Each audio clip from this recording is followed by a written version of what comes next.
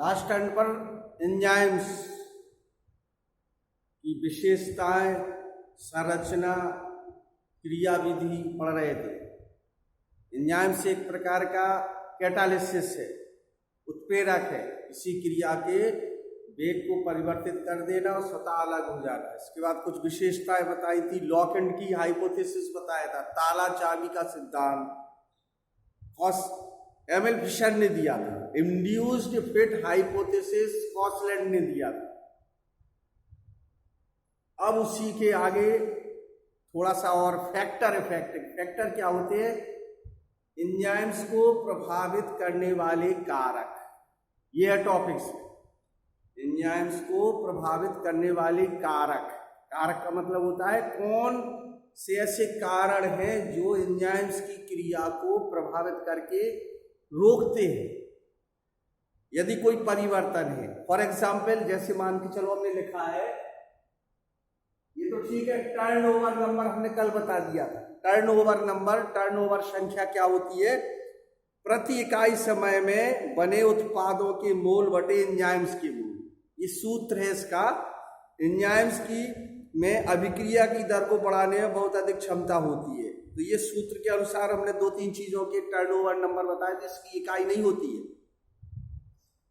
Carbonic anhydride 10³ 3.6 × 10⁻⁷। दूसरा यूरिएस 1.10⁻⁶। एमिलिएस 1.10⁵। Lactic dehydrogenase 6 × 10⁴। हालांकि ये कल बताए थे। और लाइसोजाइम 3 × 10⁻⁴। ये टर्नओवर नंबर था। अब आइए दूसरा पॉइंट है, टेम्परेचर। टेम्परेचर सबसे ज्यादा महत्वपूर्ण है, चाहे अपन लोग हो, चाहे कोई जीव जंतु, चाहे पौधा हो। टेम्परेचर अगर सही मेंटेन रहता है तो क्रियाएं बहुत अधिक होती हैं। आपने सुना होगा, जैसे मान के चलिए एंजाइम्स होते हैं, बैक्टीरिया होते हैं, बैक्टीरिया में भी क्रिया होती है। तो इसके लिए टेम्परेचर अगर सामान्य है, जैसे मान के चलिए, तो वो काफी अच्छी क्रिया करते हैं अगर सामान्य टेम्परेचर है, जिसके लिए जितना सुटेबल होता है। जैसे उदाहरण के लिए अधिकतम एंजाइम्स 50 डिग्री सेंटीग्रेड टेम्परेचर पर कमजोर पड़ने लगती है। अगर 50 से ऊपर हो गया तो सामान्यतया कमजोर पड़ने लगती है। मैमल्स में और पक्षियों में कितना टेम्परेचर होता है? 35 से 40 डिग्री सेंटीग्रेड। इसमें एंजाइम्स बढ़िया व्यवस्थित काम करते हैं। पक्षियों और इसके बाद पौधे और जंतुओं में 20 से 35 डिग्री सेंटीग्रेड होना चाहिए।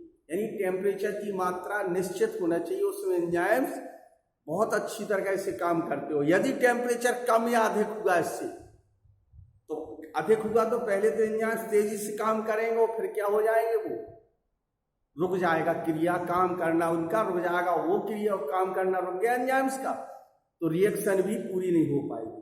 यह टेम्परेचर की विशेषता है। दूसरा दिया इन्होंने एंजाइम्स की सांद्रता, पीएच। अगर पीएच की बात करें, हाइड्रोजन आयन कंसेंट्रेशन, ये जो पीएच दिया है, पीएच का मतलब होता है percentage of hydrogen ion concentration. ये 5 to 7, यानी 7 से अधिक नहीं होना चाहिए। क्या नहीं होना चाहिए? Hydrogen ion concentration. इस पर एंजाइम्स अच्छी तरह कार्य करते हैं। टेम्परेचर में एक और चीज बताई नहीं, भूल गए। बहुत अधिक टेम्परेचर होता है, जैसे मान लो लो में जाते हैं, ग्लेशियर में भी एंजाइम्स कार्य करते हैं, जहां माइनस में टेम्परेचर आता है, और 70-80 के ऊपर भी जाता है, वहां पे भी एंजाइम्स कार्य करते हैं अधिकतम टेम्परेचर। इसी प्रकार से ये पीएच, हाइड्रोजन आयन कंसेंट्रेशन भी है।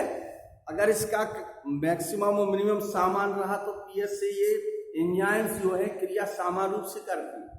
अगर इससे अधिक हो या कम हुआ तो वो डिसबैलेंस हो जाते हैं। इसके बाद ये सब पॉइंट है, एंजाइम कंसंट्रेशन है, सबस्ट्रेट कंसंट्रेशन और प्रोडक्ट कंसंट्रेशन। ये सब इसके प्रकार हैं।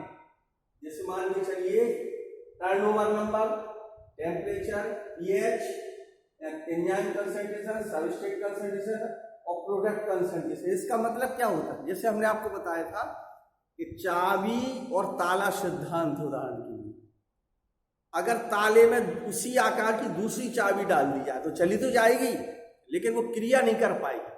मैलिक एसिड और सक्सेनिक एसिड में, ऑक्जेलिक एसिड में यही कुछ आणविक संरचना तो समान है इनकी, लेकिन जब क्रिया के अंदर शुरू हो जाती है तो वो डिसबैलेंस होकर कार्यक्रम उसका यानी जो क्रिया हो रही थी वो क्या हो जाती है, स्टॉपेज हो जाती है। तो इससे ये सब इनकी मात्रा निश्चित होना चाहिए, तब ये प्रोसेस हो पाती है।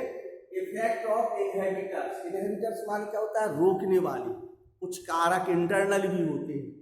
इफेक्ट ऑफ इनहिबिटर्स में पहले दिया है competitive inhibitors, non competitive inhibitor, allosteric और मॉड्यूलेशन, फीडबैक इनहिबिटर्स, ये सभी क्रम से हैं।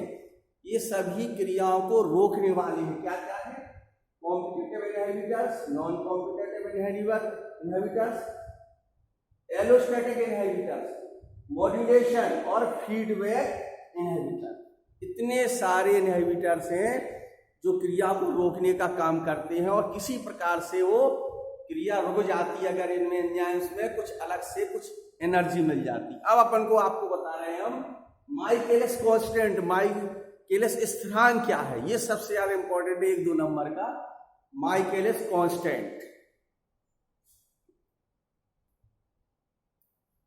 जो माइकेलिस कांस्टेंट दिया है, माइकेलिस कांस्टेंट, माइकेलिस स्थिरांक की परिभाषा ये जो वैज्ञानिक थे माउंट मेंटल 1913, माउंट मेंटल 1913 ने परिभाषा दी थी माइकेलिस कांस्टेंट। किसी रासायनिक अभिक्रिया में सबस्ट्रेट की वह सांद्रता, सबस्ट्रेट की या क्रियाधार की वह सांद्रता जिस पर क्रिया की गति उसकी अधिकतम गति की आधी हो जाती है। फिर से सुन लीजिए, सबस्ट्रेट की वह सांद्रता जिस पर क्रिया की गति उसकी अधिकतम गति की आधी हो जाती है, क्या कहलाती है, माइकेलिस कांस्टेंट कहलाती है। इसे किलोमीटर में व्यक्त करती है। ये परिभाषा हुई माइकेलिस कांस्टेंट की। हमने ये बनाया, देखिए इस प्रकार से यहाँ पर 1/2 हो जाती है ये गति, ये माइकेलिस कांस्टेंट है। वैज्ञानिक का नाम क्या दिया हमने आपको, माउंट मेंटल। इन्होंने एक स्थिरांक, स्थिरांक जानते हैं क्या होता है, स्थिर करने वाला। वेलोसिटी ऑफ एंजाइमेटिक रिएक्शन, यहाँ पर है सबस्ट्रेट कंसंट्रेशन, ये 2 लाइनें दी है।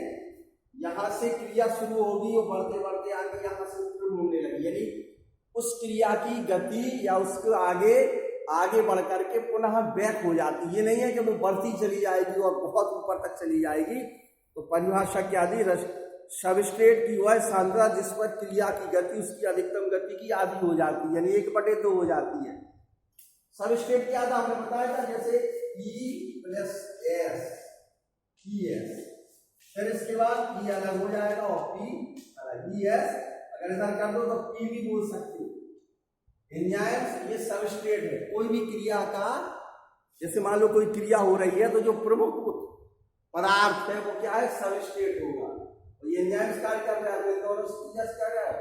ये P होता है प्रोडक्ट, जो रिजल्ट प्राप्त हुआ, प्रोडक्ट के बाद एंजाइम्स अलग हो जाता है और प्रोडक्ट अलग हो जाता है। कुल मिला के एंजाइम्स कभी ना तो नष्ट होता है ना प्रारंभ होता है, वहीं पर बना रहता है, क्रिया को परिवर्तित करके स्वतः अलग हो जाता है। जबकि हार्मोन्स में हमने क्या बताया था, एंडोक्राइन ग्लैंड से निकलता है और वो क्रिया के साथ साथ सदैव नष्ट होता रहता है, वापस नहीं होता है ना बचता है।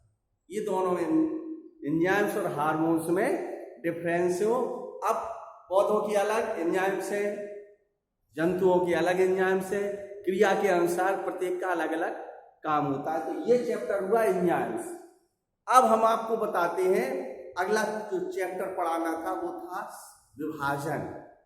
बहुत इंपॉर्टेंट और इंटरेस्टेड टॉपिक था विभाजन, जिसमें आपने सुना होगा समसूत्री विभाजन और अर्धसूत्री विभाजन। ये सेल डिवीजन कर दिया आपने, शरीर के अंदर कोशिकाओं का विभाजन जो सबसे ज्यादा इंपॉर्टेंट है। क्या है इसकी विशेषता, इंट्रोडक्शन आज लेते हैं, डिटेल कल पढ़ लेंगे।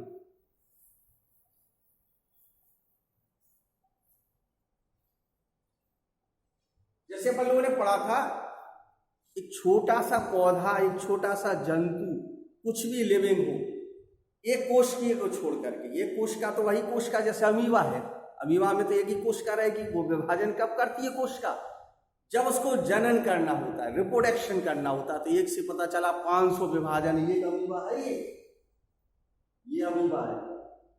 अब इसका जो साइटोप्लाज्म है जहां पर ये डला हुआ है, पोखर में, नदी तालाब में पानी कम हो गया, इसका जो साइटोप्लाज्म है, कोशिका द्रव्य है, वो कोशिका द्रव्य सूखने लगता है और सूखने बाद अमीबा कैसा हो जाएगा, राउंडेड, इसके ऊपर शिस्ट बन जाता है, सुरक्षा कवच, अमीबा के ऊपर एक सुरक्षा कवच बन जाती है और ये सूखने लगता है। सूखने के बाद इसका केंद्रक विभाजित होकर के पूरे भागों में डिवाइड होता है और जैसे नहीं है वो बर्फी के पीस काटे जाते, इसी प्रकार से ऐसे ऐसे बन गए।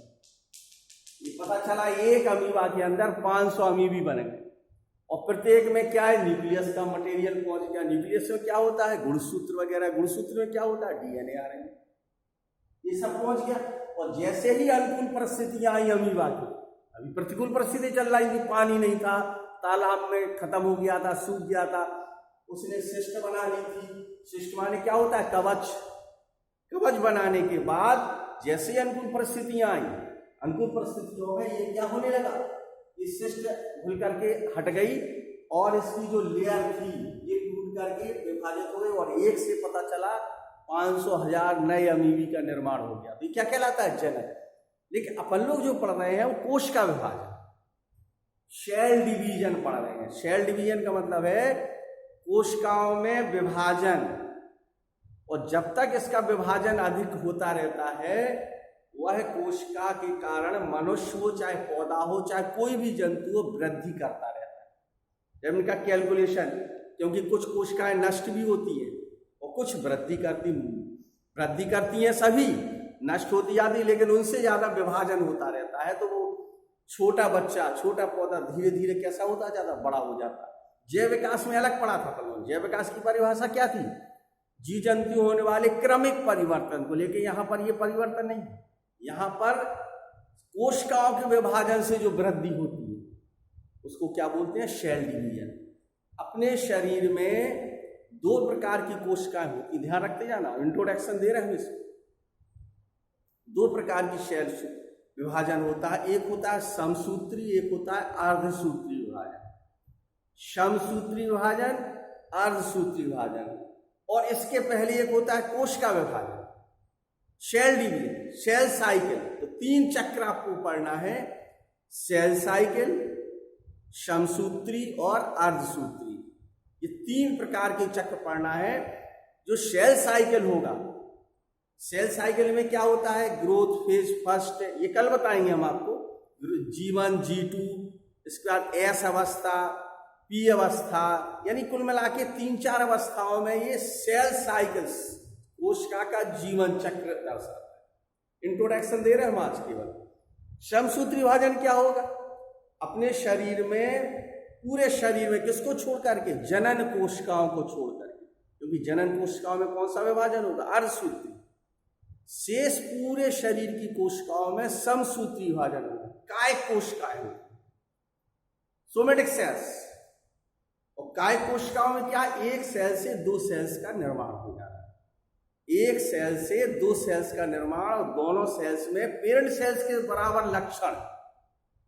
पेरेंट सेल जिससे जो विभाजन हुआ है, जितना उसका आकार है, जितने उसमें गुणसूत्र है, वो सब उसी में आएंगे, लेकिन संख्या कितनी रहेगी, 2। समसूत्री नाम है ना, जैसे उदाहरण के लिए ये कोशिका, इससे 2 कोशिका बन जाएंगी, ये 2 बन गए, तो इसको क्या बोलेंगे, समसूत्री विभाजन।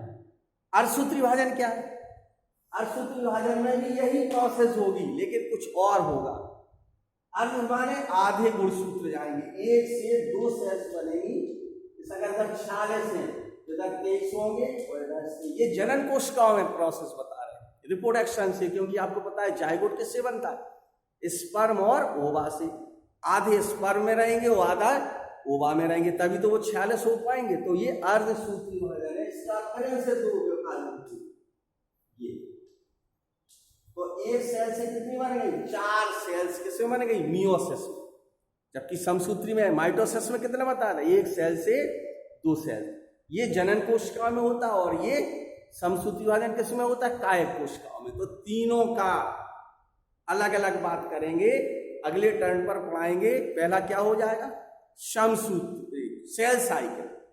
दूसरा क्या होगा, समसूत्री विभाजन, और तीसरा क्या होगा, अर्धसूत्री विभाजन। चौथा क्या होगा, समसूत्री विभाजन और सूत्री विभाजन में अंतर। फिर हो जाएगा ए माइटोसिस क्या है, असूत्री विभाजन क्या है। तो ढेर सारे क्वेश्चन आंसर चलते रहेंगे।